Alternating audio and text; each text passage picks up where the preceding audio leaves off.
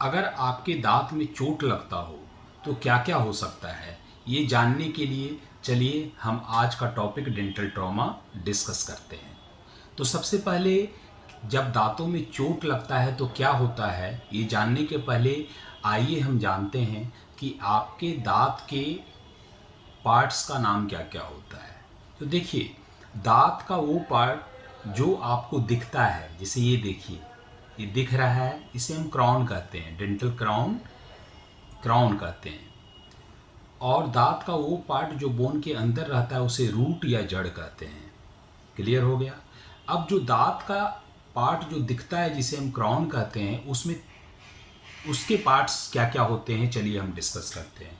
तो उसमें जो सबसे ऊपर का लेयर होता है इनामल होता है, इनामल के नीचे डेंटिन होता है, डेंटिन के नीचे पल्प होता है।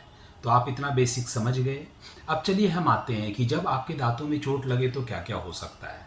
पहला ये कंडीशन कि जब चोट लगे तो चोट में इतनी पावर हो, इतना फोर्स हो कि दांत टूटे नहीं, ना दांत हिले।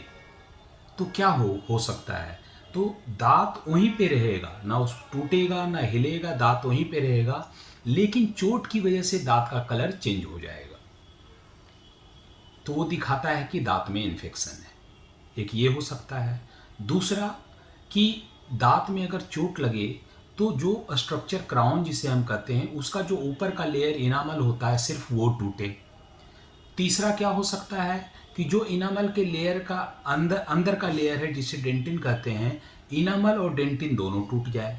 चौथे में क्या हो सकता है कि इनामल, डेंटिन और डेंटिन के नीचे जो पल्प है वो तीनों इन्वॉल्व हो जाए, मतलब इनामल भी टूटे, डेंटिन भी टूटे, उसके बाद पल्प एक्सपोज हो जाए, ये तीनों एक्सपोज हो जाए, ये हो सकता है।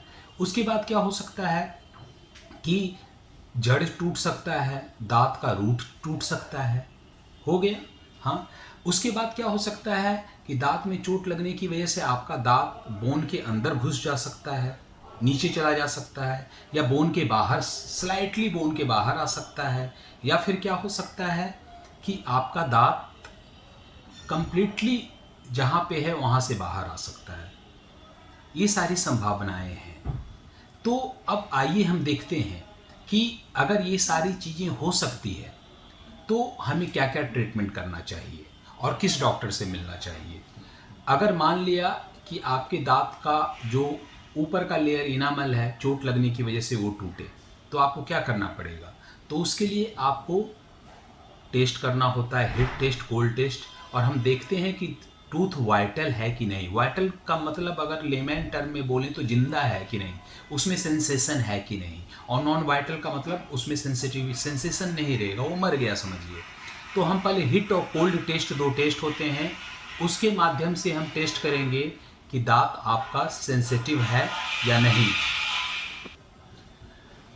अब हिट टेस्ट, कोल्ड टेस्ट से हम चेक करेंगे। अब अगर वो सेंसिटिव होता है और मान लिया इनामल ही फ्रैक्चर है, ऊपर का लेयर इनामल फ्रैक्चर है आपके दांत का, तो उसमें क्या कर सकते हैं, उसको हम विनियरिंग कर सकते हैं या टूथ कलर के फिलिंग से रिस्टोर कर सकते हैं।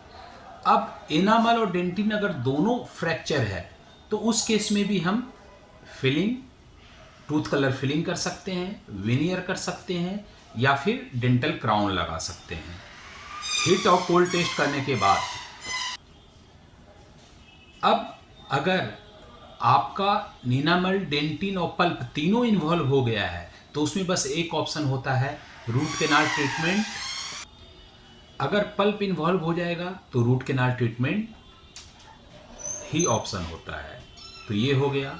अब आते हैं कि अगर चोट लगने की वजह से दांत का रूट या जड़ टूट गया हो तो उसमें भी रूट कैनाल ट्रीटमेंट करके और उसके बाद पोस्ट डाल करके बचाया जा सकता है। ये सारे ट्रीटमेंट ऑप्शन है। अब अगर आपके दांत अपनी जगह से निकल गए हों कम्प्लीटली, तो भी उस दांत को बचाया जा सकता है, बशर्ते आपको जैसे ही वो दांत वहाँ से निकल गया हो उसको आप लेके डेंटिस्ट के पास आ जाइए। सॉरी, डेंटिस्ट के पास आ जाइए।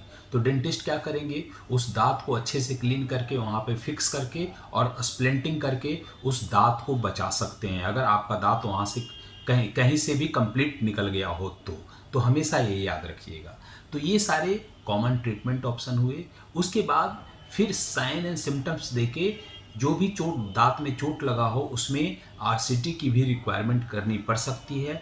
तो उसके लिए मैंने बोला कि हिट टेस्ट करते हैं, कोल्ड टेस्ट करते हैं, और ऑलमोस्ट 4 वीक के बाद फिर हम टेस्ट करते हैं और देखते हैं कि अगर आपका दांत सेंसिटिव है, सेंसिटिविटी हीट और कोल्ड टेस्ट के लिए रिस्पॉन्स दे रहा है तो ठीक है। अगर नहीं दे रहा है इसका मतलब वो मर गया, नॉन वाइटल हो गया, डेड हो गया, तो उसमें रूट कैनाल ट्रीटमेंट करना पड़ता है। उसके बाद उसमें कैप डालना पड़ता है।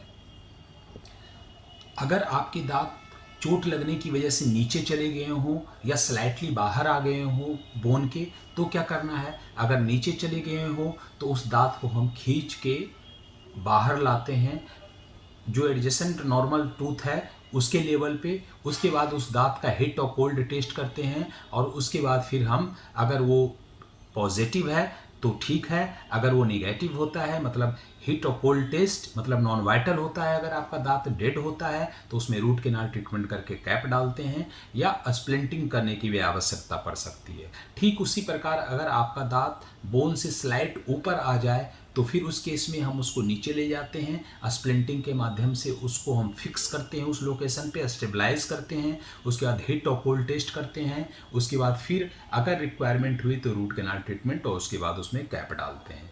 तो ये मोस्ट कॉमन पैटर्न है आपके कि जब दांत में चोट लगे तो आपको क्या करना चाहिए। और इन सारे ट्रीटमेंट के लिए आपको किन से मिलना चाहिए? तो आपको स्पेशलाइज्ड डेंटिस्ट जिन्हें एंडोडोंटिस्ट कहते हैं उनसे कंसल्ट करना चाहिए। Thank you very much.